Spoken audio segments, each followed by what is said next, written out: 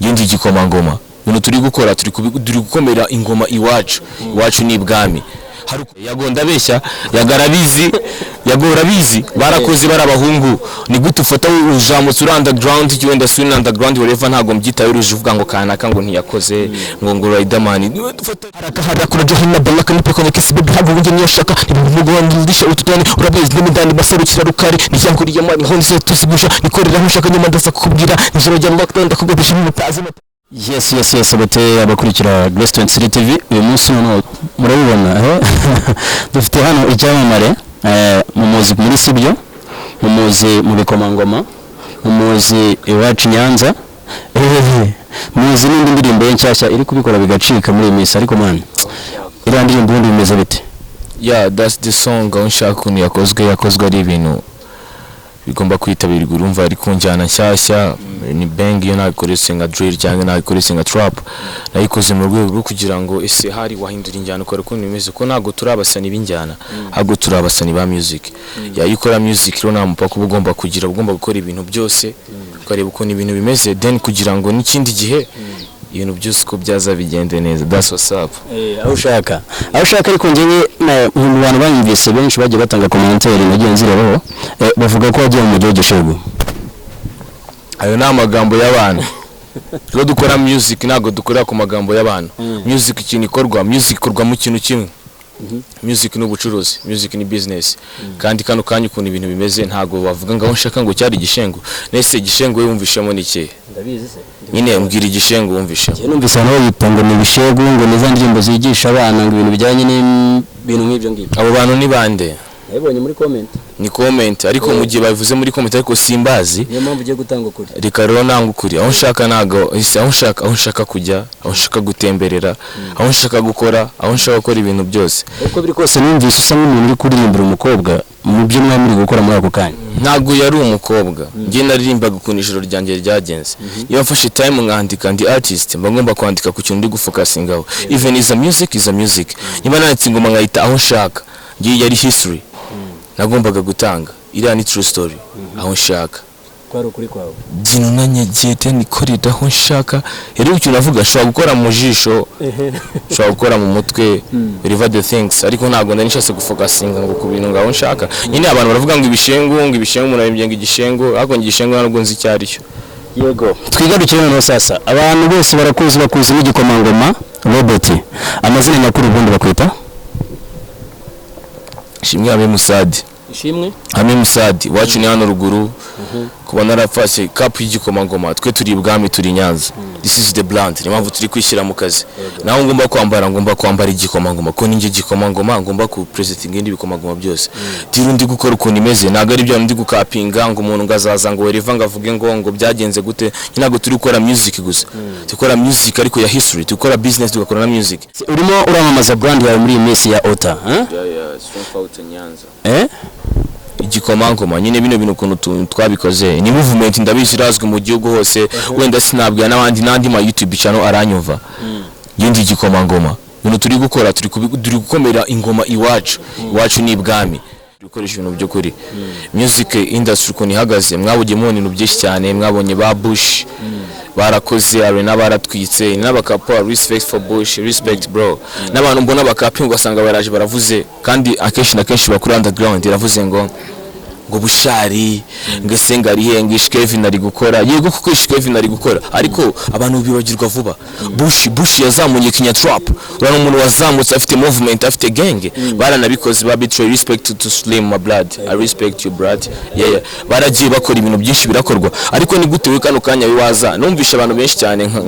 nagiye mbumva ama interview yarenze abandi bantu bati bicano abo ntago mbeshya twe turi bikomangoma for OG for real turabana bibigame ntago nzajya mvuga ngo ndavuze mishekana akamuvuga gute se ngo muhishe nagiye mbona ama interview menshi ku bantu bajyanye na barasine badesinga ngo Bush abandi ngo Bush yarazimye abandi ngo Bush niba umuntu yarakoze nitwemere ko yakoze kandi ibikorwa yakoze byaranagaragaye yagonda beshya yagarabizi yagora bizi barakoze barabahungu ni gute ufata ujamutse uri underground wenda si underground whatever ntago mbyitaye uruje uvuga ngo kanaka ngo ntiyakoze ngo Riderman dufata legend ni legend iyo murakoze ikintu tumuhe respect ahubwo tuvuga ati kanaka warakoze respect for Bush. Aherutse no kumva kuri televiziyo imwe hano muri iki gihugu arimo avuga ngo ubundi abashaka kumenya ari we bazabaze inkuta za arena ntabwo yabere mutaza na sisi zibize uriya mungu yarakoze CDB we no bizi n'abadeberi barabizi kuri East African Party twari duhari nayo twe twagiye tugiye gufanzwa tugiye kureba ndetse ko tugiye kureba Bushari yarari mu kazi muri kiragiye gusa kano kanya nubwo Kevin uri mu kazi kandi respect for you bro umwana mungu ari mu kazi muri Trapish aho suri kumuvugaho cyane kubera yuko wenda nk'aho muri gukora injyana imwe muri iyi minsi orange nta nubwo ndi gukora injyana ngiye ndi gukora music sindi gukora injyana na Bush ko ngiye singora trap ngiye nkora bang music kano kanya ndi gukora injyana yitwa Afrofusion ariko ngakora rap muri Afrofusion ndi gukora na producer Mantromade undi mu kazi na Mantromade numvise amakuru yuko ngo waba warasinye muri Ndondo Empire ni rebo wenda bavuye muri Canada baraza bashinga studio mu Rwanda ariko Ndondo Empire ko turi gukorana hara this is like my home harani mu rugo harangiye studio ngakora ariko nago imbujije ko ngende single mba ngomba kuba muri studio imwe ngakora mu yindi studio ngakora no mu yindi rero muri Ndondo Empire ndakora ariko ntago nge impamvu ntago ari rebo ni rebo is a label ntago yasinye amasezerano ko bagiye kugushoramo imari n'ubundi bayinshoyemo ariko ntago twasinye amasezerano kuba ntakorana n'abandi bantu that's what's up. Twagarutse hari warukiri gusobanurira abantu ibijyanye na brand yawe brand iyo ufite brand ikizamuka mu gihe gitoya izina ryawe rikaryamamara cyane mu gihugu mu gihe gitoya kandi ari abandi bakoze kuva kera bikanga wowe uwo mfite ubwoba bwaho ntago ngiye mufite bo bagomba kubugira mugomba kubugira wherever sinzi TV ndi kubwira sinzi wherever ariko ngiye kinzi cyane ndi kuri Grace TV hano hantu ngiyewe ndi kuntu ndi kubibara hano ni iwacu ngiye nagarutse iwacu naje iwacu nje kurya Lady nagarutse iwacu mu majyepfo ariko ngiye movement mfite nabo barayizi nese ndutayizi mu Rwanda mu gihugu ndutayizi ibikuba ngo bari kwa nindi tutabizi bro wenda hari kunabo kwiyengagiza ako twe ikintu turi kuzamura gang twe ntago wenda even if is a music kora music bikana fresh ni sawa ariko twe turi kuzamura brand iwacu wazamuka ukibagirwa hano turuka ariko nago bibaho I can't forget my story hano ni muri Kingdom ngende IGIKOMANGOMA ngomba kuzamura brand ziwacu ariko hari amakuru y'umuntu tuzi kandi nzi neza kuzi wagiye gukora interview ahantu hamwe avuga yuko atari umunyenyanza ari umunyamahanga biramureba ngende w'inyanza wese nshaka no kuvuga ku bujye biraho sinzi no wari wese nshaka ko tunamugarukaho twikomereza ibindi kuko biwakanye wanyine ni nka mwana ugera ku ishuri arakantu kajyaga kabaho umuntu akagera nko ku ishuri kubera kuri kumwe n'abana wenda bo mubakire abandi bana baye wenda nka mama yagusura ukamwihisha ibyo nabipanga nabifata nka gutyo kuko kwihakana iwanyu se gute wihakana iwanyu kandi uri iwanyu oya gusa wari byo ushaka gusanga wenda ari nk'inshuti yanjye cyangwa undi muntu wanjye ariko yakoze ikosa tu byo tunabiveho next twakomeje ndabona ariko uzi kunyinyira ikintu bita ikivuguto mu mvugo z'ubu nuko ukomoka ibwami nyise ko ndi IGIKOMANGOMA abandi banyinyira ngo iminyinyiro ariko ngiye se twe nta kintu tuzi blood twe tuza amata niyo dukuje niyo tureze nk'abana b'ibwami twe twakoze tuzi ikintu bita amata iri mpamvu amata hari n'umuntu wazuze ngo aya mata karyoshye my blood social respect for you kandi Philipita nawe respect to your blood rero amata ni ikintu kiza mu buzima ko ikintu gikora ko ngiye nago ngiye nkwa drink simwe inzoga tugikomeza ubundi iyo wumvise umuntu bita Arisudi wumva iki Arisudi ndagushimira cyane nge nyumva Arisudi nge numva umuvandimwe wanjye Arisudi ni big blood Arisudi wakoze ibintu byinshi cyane abantu kandi banazi batanakibagirwa kandi twese turacyana bizirikana bro Arisudi nge ukora umufata nka mukuru wanjye kuko nawe ari nyuma y'IGIKOMANGOMA naragushimira no kuri live yawe na Sample to Blood respect no kuri live yawe na Frank Joe my blood Frank Joe sinzi bari mu rise imbizi byarakunze kandi warakoze Arisudi nge nyumva kino warumbajije ngiye mwumva nk'umuntu wihiringiye entertainment yo mu Rwanda nakano kanyukirimo ko ama live akora no bari live yapanze sinzi umuntu bayipanganya ariko ndabizi tu ameze neza umuhungu kandi ndagushimira cyane Arisudi komeza ubinyuma y'IGIKOMANGOMA ndabizi urabishyigikira kandi komeza ubigeze kuko natwe movement uriho is a move mumva nka mukuru wanjye bro mumva mukuru wanjye kabisa iyo turi gukora muzika abantu benshi baduca indege rimwe na rimwe bakavuga ko twishoye mu ngeso mbi wowe umuntu ufata abantu bagiye muri muzika muri urwo rwego wowe wamubwira iki? Ngiye hagu ikintu navuga kuri icyo kintu abona abantu bibeshye kuko kwibeshya bibaho ko music kano kanya music ni business, music iracuruza. Abantu bashaka kubaza ati se ku kano kanya ibiganiro byahaga nako ibitaramo byahagaze se abantu baba music bari kubaho gute, bari kubaho neza, YouTube channel zirishyura atwendi zirishyurwa, manager bari mu kazi baradukapingisha batumeresha neza tu kandi ndashimira Ndondo Empire nanone kano kanya ya Ndondo Empire ndashimira Museveni like is like my manager ni we nyiri Ndondo Empire ahari muri Canada ngenda mushima ka respect to you blood ibintu ukora nyine bigenda biduha icyizere cyuko ni time bimeze fresh kabisa. Iyo uri kureba ama YouTube channel ari gukora cyane muri iyi minsi urumva na YouTube channel urumva tukora interview muri iyi minsi ari ngiye Yemita numva yago. My name is people, the preacher, the conductor, the vibrator. I live the life I love and I love the life I live. The preacher, ura mujama man. Yeah, vibrator, Mr. Dreamsy, Mr. Dreamsy. Yo Mr. Dreams, what up? Je yago ndamukunda man. Nzana muzana hano Nyanza arabizi. Ngiye yago nama interview ndi mu mujyi wa Kigali ntago nzayemera. Nukuri kw'Imana suko nge nzaba Nyanze ako yago ndashaka kuzamuzana ibwami akabona Nyanza ibwami amata herere yago twe twinywera amata nago turi nk'ababandi ngo banyinyira twe banyinyira inkurubinda tukanyinyira umwerera yago ndikubwira yago arabizi tu ni like magengo ibikomangoma barabizi rega nese sibabizi yago nama respect yo mboye nakose kantu waje katambwa ati like petit frère keeping it up komereza ngo mu nzira ndumva nishimye gusa ariko nabandi ndabazi basabe Bakti wari mu bikomangoma. Shout out to Bakti ya Bakti ngo arimo yakora muri Big Town abakimura Afrimax TV ariko Bakti I got you fame, I got you, I know your hustle, you big brother, can't do it ready bro. Shout out kuri Bakti. Yego iyo turi kugenda tuganira tunyuzamo tukareba n'ubuzima busanzwe ntabwo twibanda mu buzima bwa muzika gusa. Ubaka kanya wabuzi ministry ubutegetsi bw'igihugu wenda muzi kandi turi no gukorana hari turimo turapangira ntabwo imbaza ngo ni ibiki ibyo cyose tukireke muri government ibyo nibazo ngira nabyo muri leta kuko ni sisi wamaye no brand barabizi tu ngiye hari ibintu ndimo byose kuri leta n'ababyeyi bacu ndifata ahubwo tu next question twagomeje twikomereze nyuma yuko wenda tumaze kumva indirimbo bita aho nshaka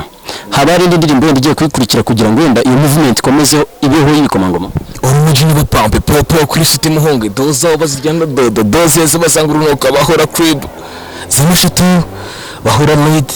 baryobuka ro bazonga indege zisanganye ro drip go more into Paris aho trip tugendere mu misozi abasizi babyita guca inkoni makubera indi monzi kuzama ibiri narose nisanga rava inzozi mba ndi kwinywera amata muri mwera amata mfite EP giye gusoka indirimbo 3 niko na Mantra Made nzashutingamo 2 muko karimwe nzagaruka ngiye bwamenje ko ashutingira ngiyewe video zanjye ne 3 ndikubwira kamera bose banyumve mfite EP ya EP seko nanjye nteye ubwo ese mwandogesheje ko ibintu ngiye kubakorera bitaho abo mbwira mwumvishe urakoze cyane aka kanya ugiye gukora nk'iriya video y'ira ndirimbo aho nshaka sibyo bakaguha abakobwa babiri mu iki gihugu bakaguha Kateba Shabe Shadibo wahita monde mwako kanya oya ubu naketiba Shabe nta Shadibo Biju Aline arabizi sister wanjye umva tuvugisha kuri rega abantu bari gutwira tuti bavuga ubundi gute njye ikintu njya nibaza Ketiba Shabe we ya Keti nyine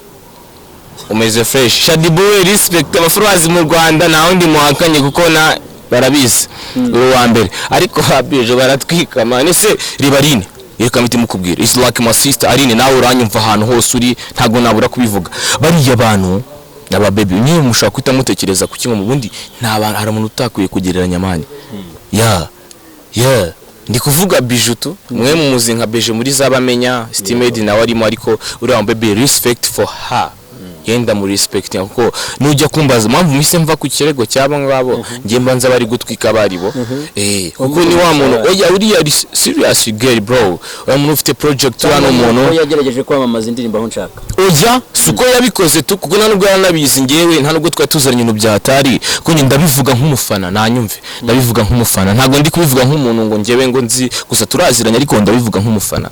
ngiye street nizo zacu ngiye nkapinga street mba numva makuru hose agiye ari kandi street street ubu ngubu igizwe abasirimu abantu b'abasirimu bumva street ukuntu ibintu bihagaze street ntabwo ari yandi ngo ngiye kwa kana yambwiye no street yivugira Bijou uri mu kazi cyonzi icyo nese hari umukobwa kurusha ubwiza ninde umushaka gutera yoro the queen yoro uteye neza uri na mwiza turabizi ariko iki ibyo ndabivuga nasubiye Kigali oya gusa Bijou ari mu kazi ari nyine rwose sitange Bijou akazi narimo nta nubwo kazi ibikomangoma se ndutabizi ako se tukiri kuri iyo ngingo ya Bijou kamagana blood ngino nkubwire nago namusigana umupampe rekana wayizemo banzo bakapengere what's up bro banzo bereke blandi kwanza ni igikomangoma siri ariko ngo muri iyi minsi byo wazanye ni boss niwe muntu wa mbere ufite boss nyine to mwiki gihugu nje sinya ngenda ni boss na kano kanya nje wagonje ncungiye ya sablat nje ncungirwa umutekano nakari nje ndi wacu ndi mu karere ke wacu nje ncungirwa umutekano polisi se babize bagomba ni bana umupampe uswara bibonye se natangwe n'imodoka ya panda gani ngiye ngeze mu rugo nta kindi bakoraga bamfashaga umutekano warabizi ko igikomangoma ngendi muri hudu ahubwo naringiye kubikubazaho nigeze kubona ku mastati yawe cyangwa ku bikorwa bya runaka mbonaho video y'ukuntu wicaye muri panda gari ngira ngo bagiye kugufunga ntabwo warengeje amasaha na stade no yarengeje ni sinzi nkubeshye narengeje kwa iduru nari mvuyemo daso bagombaga kunahana burya hari umuntu ngiye nkunda cyane nese hano batajya babyo kasuku isefeko uva niba abantu bavugisha ukuri ariko se ubugaza ko se kasuku abanyarwanda ko mwamwumvishe mw'abanyarwanda bwe ese kano kanya baba batarakunda kasuku niyo muntu ngenzi uvugisha ukuri n'ibikomangoma narabizi twe tuvugisha ukuri tujya tubeshya bazajya baza tukigeraho ngaho ukivuga gasuku iyo uvuze gasuku mutanumva undi muntu umwe kandi nzi neza ko yagufashije Dekati Babalawo abo babiri batandukanye gute ngewe ntabwo nabatandukanye ko bose n'abantu bamwe nano bashyitse iterambere ry'ibikomangoma ngiye kasuku oya turiye kuri Dekati yaramfashije mani Dekati yamumaje brand yacu ko tukiba niwe watwimitse mani twe turi ibikomangoma ariko ntabwo byari babizi ntabwo ari ko bizamenyekana Dekati respect to you n'abatagushimira bazabireke Dekati yafashe entertainment yo mu Rwanda bro ayigira ikindi kintu ibi mvugana n'ababaye ko arababizi gusa abenshi baranabizi Dekati yafashe iba nko gufata rimwe ukatukora ijana uri kubyumva Dekati yashyize ukuri hanze man Dekati yahaye trend abantu bose ngewe nzi ese ubundi Dekati mwamenye gute ni kubyekera kubwabasha dibu bapifura avuga ngo zangura rurimba ngo zande uramuji yakoze akazi kugeza kano kanya bigihagarikiyeho man Dekati ngiye sinzi ukuntu nabivuga man bro ngewe na sinzi reka nshike Dekati respect to your big blood ngewe nta kintu navuga uretse ko ngewe subu nanarira kuri Dekati ibintu Dekati yakoze video wacu nase twabyibagirwa man bro Dekati yafashe basenamwe agira trend Dekati yatumye entertainment zo mu Rwanda bareka ubundi bakinaga abantu bagafashe gusa simvuza amazina yabo ariko nta muntu uruzi new generation bro nta wari uyizi ikintu ndi kuvuga ngewe nta bara n'aba blogger man ngewe mu blogger wa man nta mu blogger nagiranye na Dekati sinanabivuga kandi ngiye nahari sha abyumve blood ndabizi uri kunyumva ntiwabura kumva nando umuhungu wawe amapya nkoreye narashishimiye Dekati ari mu ngiye nahamya ko mirongo kimwe cya kabiri Dekati ni wangize wondiwe ntago ngiye mbeshya twagaretse kuri gasuku wawe Skizo wa mipango baravuga ngo wenda aravuga ndende statize ngagira ubwoba usigira ubuye bwoba ibyo mbona aba aposting ibishi ntago mbivuze ni ukuri kasuko apostinga ukuri nese mbeshye niba abantu bari tembana abure kubishyira hanze sibyo yerekana ahubwo kano kanya gasuko wa mipango ubundi ajye vuga umwami w'abagore meretse kurakara umwami w'abagore uri hara hakujya tu ngo berekana David Safi sinzi byaramo muvuga bavuga ngo sinzi ngo ukuntu mumereye kasuko avugisha kuri bya Safi sindi ariko kasuko avuga ibintu yabonye kaso ni ukuri ko Imana umvugisha ukuri ngenda nabizi sikasuko sibini media aho kasuko yaramamagaye arambwira ati se kasi nari ngera atakubeshya ariko nyine muri kasuko media bari bankeneye ariko si wamamaga ariko nahamagaye n'abakozi bawe ariko nge ntago nari kaping iyo kora atari wo nyihamagare kuko siko bizi contact zirahari abagomba kumvikana bizi gusa ngenda mwemera kasuko Skizo wa mipango afite Instagram ebyiri bahita bajya no kuzireba kano kanya sinikinnye ntari ikina kamanze ngukine bro Skizo niyitwa kasuko uba itarakora follow kuri Instagram waba uri mu buryo biharane wasigaye habera entertainment yo museo mu gihugu cy'u Rwanda nabo barabizi na papa mukuru arabizi ntago nabeshya kabisa yego dukomeze twiganire ku bijyanye na entertainment nzi neza ko ari nayo turi guhahiramo muri iyi minsi entertainment imeze fresh imeze fresh, ariko njye hari ikintu kimwe ntari kubona kimeze fresh. Hari ikindi kintu kimwe kibura. Uri kubona turabura ba manager mutwumva, ariko oya ikintu kigaragara nge amazina yanjye ku YouTube channel Robot Official, Instagram Robot 250, mfite a god page on the Facebook Robot Official, go to search it. Kandi ma people nge ndashimira abantu manje bro, abantu nge baranteruye bangira ikindi kintu, ndabashimira sinzabatenguha, mvugishije ukuri sinatenguha abantu banje manje, ntago bishoboka kabisa. Ijya kurisha ubundi n'ubundi ngihera ku rugo. Asmani Nyanza umuvuga nahereye iwacu Grace TV bundi cyari tuga MGTV kano kanyerega asibundi ngeri kanongere mbaze ikindi kintu cy'abandi bantu, kandi ngende seriye cyane ndabaza itangaza makuru bishinzwe. Ngewe ndagenda nshimira abantu bagiye bamfasha, wenda hari abatazwe ariko blood twarazamukanye, waramfashije reka miliyoni bose banabyumve. Twabitanyere mu GTV bro, first interview twari yari yawe bro. Kano kanya maze gukora trend z'ibindi bintu birenze, ariko nge sinahugina notengere maze gukora trend. Ama TV yo hanze aramamagara, ama road show, ama live mba mari Belgique, ama TV aramamagara tugakora ama live show. Ama YouTube channel arantumira tugakora ama live show, kusinakibagirwa ko nahereye iwawe brad. That's why I respect to you, kandi mpamvu mu gihe naje muri hood tugomba kugira ibintu nk'ibi tukanaganira nkubwa n'ukuntu ibintu bimeze, ugomba kumenya ibintu byari byo. Nayo mpamvu kano kanya ibintu maze gukora mba mbibona umuntu utazi no mikoro bareba ukuntu yanditseho we azabyumva, ndashicetse nta kindi kintu mvuze. Ndabwira mwese muri kunyumva, utazi no mikoro azamenye byari byo. Swaga tuzikura mu mata yanashize. Bongere bashyire mandi babuganize kugira ngo ibintu bikomeze bigende neza. Babyita kunywa amata, ako n'uri n'umuhungu wambaye asi ko mutambashije kumuhungu kurama gakote babireba umuhungu. Ese babonye ibintu ese kiryango bamenye ukuntu ibintu bimeze. Ibikomangoma bakumbuze bakumbuze bahe amata singumwe ziracyatetse byasisa buracyashishwe imitafi gwakira cyarisha ibikomangoma turacyamasha bari ntabwo barakoshwa kimwe n'icyo bisigana tubabika turabaranguza ziwaje uzabasanga no kuri kw'Imana mfite nakandi karirimbo keza. Reka nibwirira abana dukundana, ese mfite abana dukundana yewe bafana, ese ako abantu benshi turakundana. Reka mbibwirire ndahera ku entertainment, ese kanyenda ase yagunda mukunda. My name is mani cyakoze ngiye mu igitwenge cya yagona jaja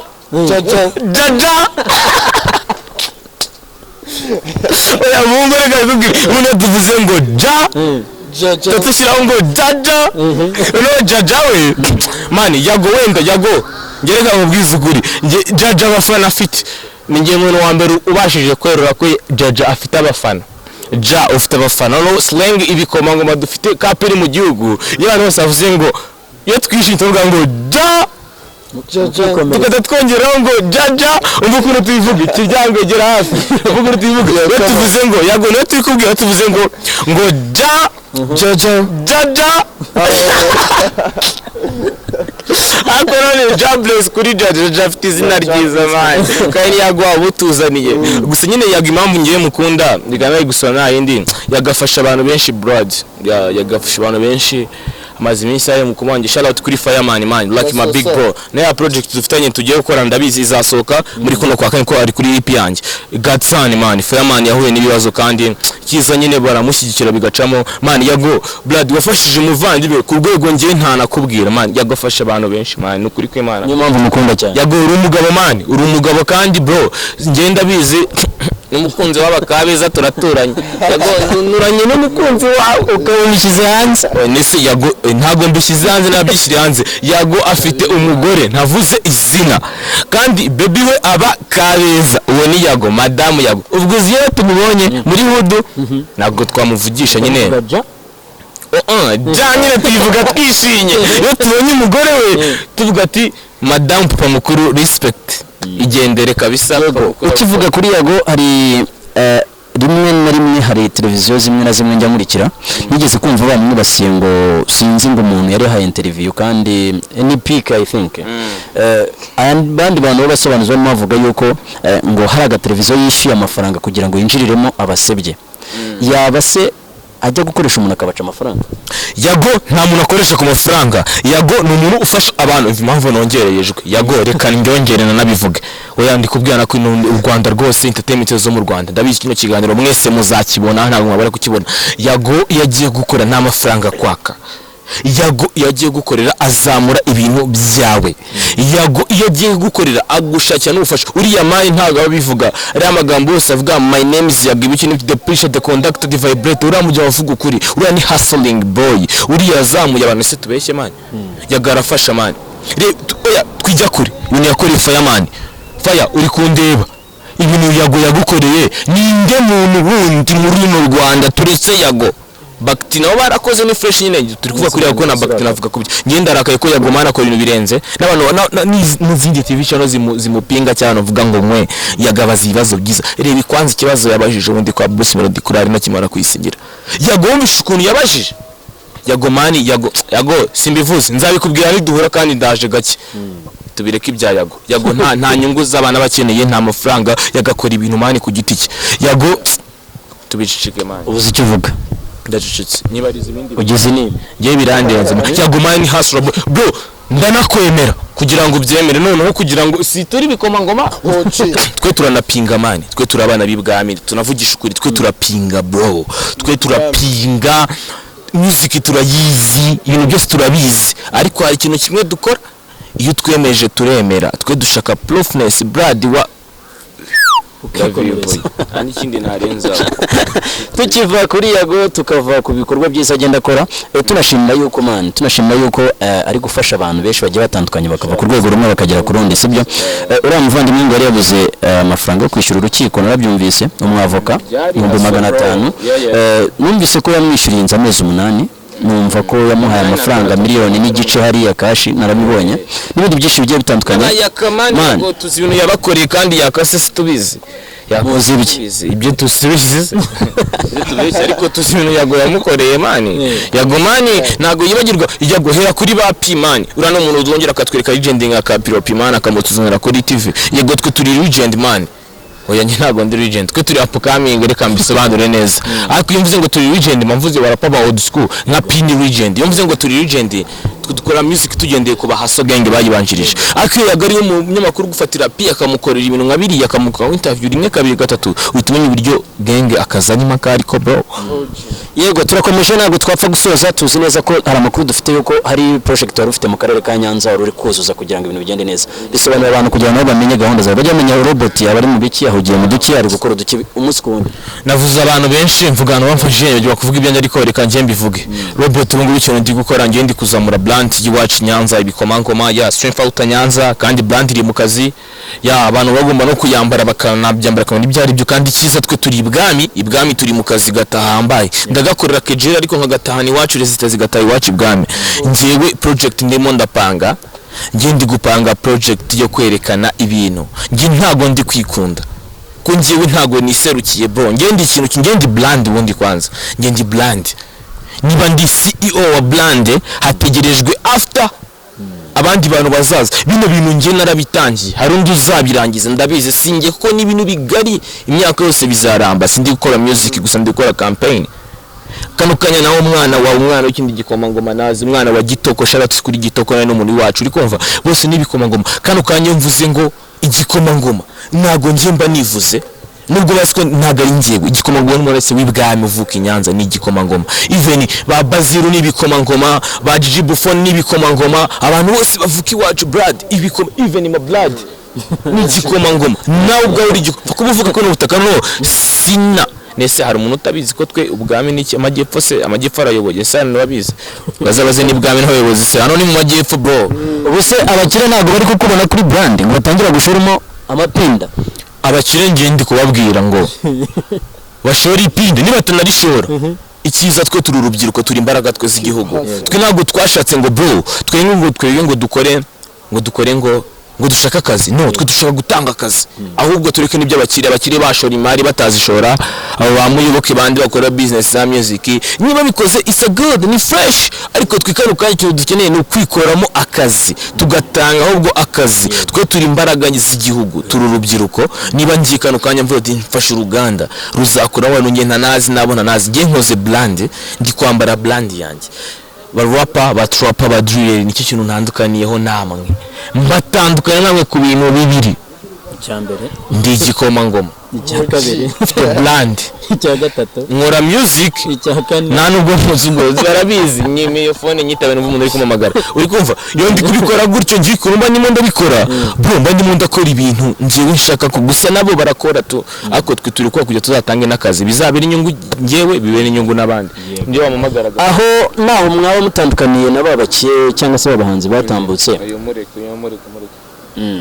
yego ngiye kukubaza ikibazo cya nyuma se cyangwa muri party 1 tujye party 2 sibyo none ni ukuvuga ngo hari abahanzi tuzi neza bakoze mu myaka yatambutse ariko bakabona amafaranga bakahita baya konsoma uyu munsi wa none ushobora no gusanga badafite aho baherereye sibyo abo uwo muziki batawukora ari na business batagaragara mbese muri make bari ahandi hantu hatari heza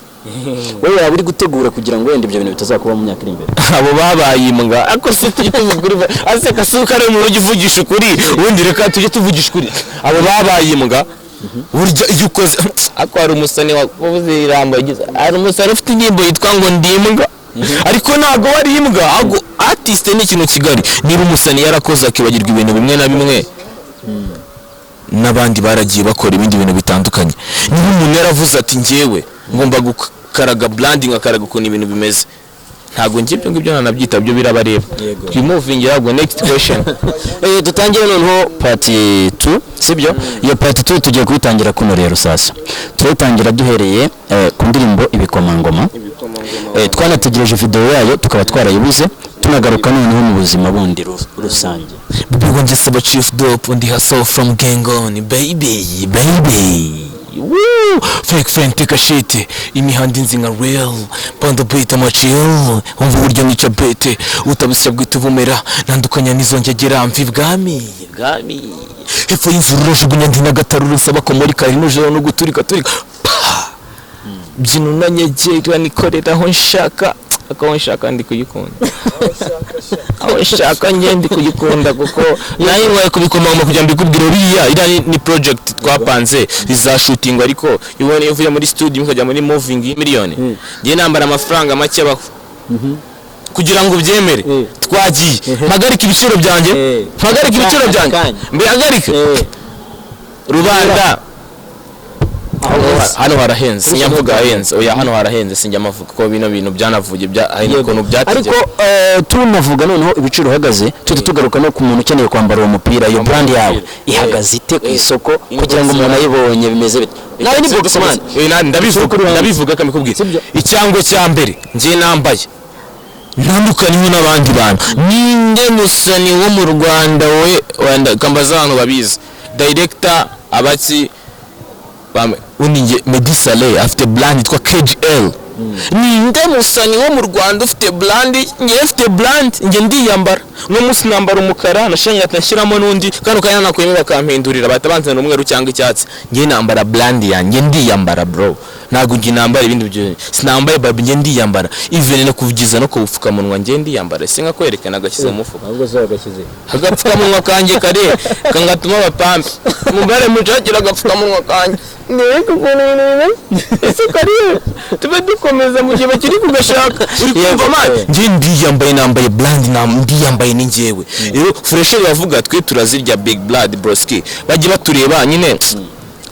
bahita bakwanga tu reka ngiye nka kwerekana ese cameraman yakuruye gasa bino trimming bro nambaye workers kuri bose n'injyana ya bose ariko iranyo n'injyana ya bose ariko byibuze ngiye nambara brand zanjye ngiye ndiyambara ninde muraperi wa kikundi muraperi uyambara ubundi ngiye nhamya ko ngiye na Riderman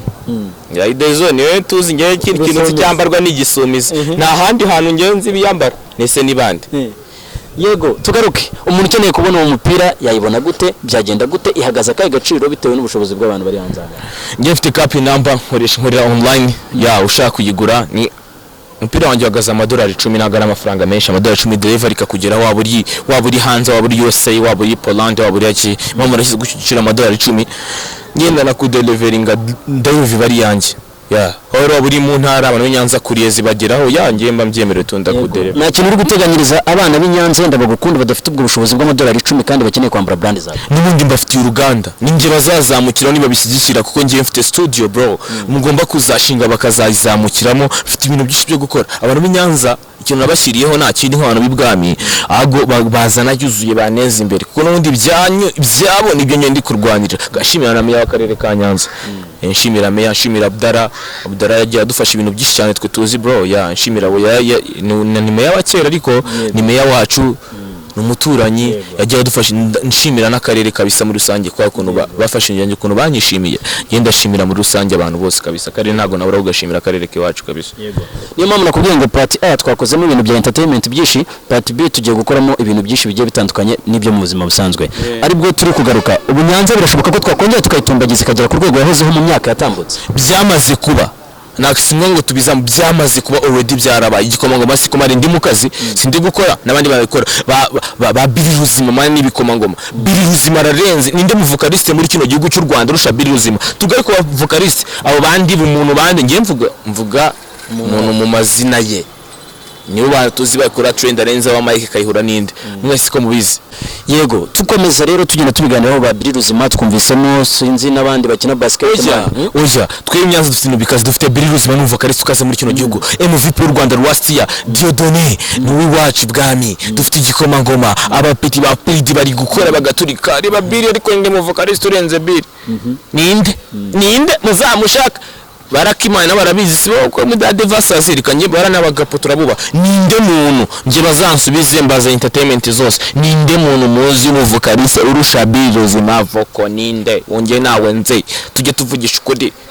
guhita gushyira nge gusa nyine nibana n'amafaranga amaze ariko arabizi. Tugaruke ku barape, dufite barape bishiraniza imani dufite abantu barinze urapre, dufite igikomangoma mana wengeye se mwangiribo cyangwa mukandagesha abanyarwa ngo ngewe ntago ndi kuvuga ubusa, ndi kukwereka ibintu bihari singe ndi kuvuga ubusa. Iyi ni movement yajya gumbwira naranabirose nyiri umwana banze na kintu navukiye ko nese sicyo nta kintu ndi gukora ahubwo capping. Yego turakomeza tugenda tuvuga ibintu byinshi bitandukanye ariko tunambuka dusuhuza abavukanye b'Abarundi kuko dufite amamoko kuvara hakujya iwacu. Urabizi cyane ara kwetu Burundi niyo musanye ni ya kila siku to BJ Big Fizo yo nabale basatla mabafri basat bi wenye kukakawa je mdia kuelezewa tuko watoto si hatuwezi tukakawa kama gisi tunatokaka hapa Uswahilini na sisi kwetu ni Uswahilini bro. Ndio maana ninasema baby nitetela mtoto kama hela hawezi kutendea bila kumutekea gusa ndamwemerera namurwanirira sinatuma yicuza kugeza nahasiga. I'm gonna show you love baby till you die ndagukumbura sijya nkurambirwa darling the truth I need your time I can't forget you to going down nina nagenda nza kora litani believe mama mena kedu sacrifice agahinda kanje kazwe na nina nabikora nzabandi down nagawiki baba jinu nanyegera nikorera washaka ni a discipline washose kuri mazari ko darekeye nagiro ndivuge nifashe. Okay tugera ku musozo w'iki kiganiro twagize dore ko n'amasaha tubujije ndabizi neza abadukurikiye bari baryohewe ariko ubu tugiye kubakorera ibintu bigiye bitandukanye kuko tugiye kujya dukora ibiganiro biri live babireba direct sibyo. Ano mpamvu numvise ko ejo ufite akazi kenshi n'ama interview atandukanye. N'ama interview ejo nzaba ndi kuri Voice of Africa, yanza Voice of Africa, nzajya kuri God Rich hari dino nzaba ngiye gupanga ya kwanshaka ni blend ariko yo Voice zangiye bya music ariko je ni blend kandi iyo abantu ba people baraba kapinzi ikiganiro Voice of Africa bigara trend turaza kuhahurira. Yego dusoza rero time zageze gira icyo ubwira abantu unabashishikariza yenda kugukurikira ndetse no kuba bakurikira Best 23 TV mu rwego rwo n'abanje 23 TV niyo TV yatuzamura bizi ni bwami ni Nyanza ngewe ino ni imvandimwe ino mikoro kana ino mikoro ni imvandimwe. Ikindi kintu nabasaba subscribe on my YouTube channel Robot Official ya wherever Instagram Robot 250 ya niyo mazina yanyu Robot 250 wa Facebook mfite wa God page Robot Official, Twitter ni Robot ya Arubazi ya 250 ahandi hantu bankurikirana n'ubundi noneho sasa no mwitega ibintu bigiye kuza kuko sibu ngiye mwese around the side the world yours shut up big bro reka mbasigira akavasi urumogi n'ubupampa popo kuri site umuhunga dozo abazijya nka dodo doze z'abasanga runuka bahora crib zabakapo bahora lead barya ubukabyo bazanye imbaga zisanganye road bivuga mu Reg Paris aho tugendere mu musozi abasizi babyita guca inyoni makubari ndi munsi kuzama ibiti y'amarosa nisanga na vanze zinze rebera kure ziri muri ko bahungu banjye mbata mu kibuga ndakata mwikoni nicaraho gatunda medita mfunguye amaso ndigeberwa habyari byizi iyo mbikimara akandi kanyo bite biranye reka nakubita kandi kagere kumva haraka kuraje hina balaka nipo kwenye kisibe hago bunje niyo shaka ndisha ututani urabizi n'imidani baserukira rukari nicyanguriye mani honse tuzigusha nikorera nkushaka nyuma ndasa kukubwira ijoro rya lockdown ndakugabisha mu mutazi mutaye banafunze mutare byantas sidibu kugora ibiraza ko banjye nawe utemere kushaka kano kanje buntu wawe shaka tuzituje flex tudenda mena hasi base street nge balance nawe kesi garage nyengo mpaka hasi no bishaka rezi ibwami duheza gusubunje ntinyanza rese ubwo reka nigendera urakoze cyane Grace TV biguri cyane Robot 250 muguri cyane time zagiye asante sana big fast sawa asante nyuma yo gusoza rero tugenda tubabwira uko gahunda ziba zimeze ngewe murabizi neza ndi Asmani Nyanza muzakomeza kugenda mutkanda subscribe abatarazikanda kuko hari abazikanze mu manuka hasi gato hano handitse umutuku mukore wa muhita mujya ku kazogera nanjye nzakomeza mbabwire ibikurikira dusubire gutaha Imana ibarinde yari umuhungu wanyu Asmani Nyanza.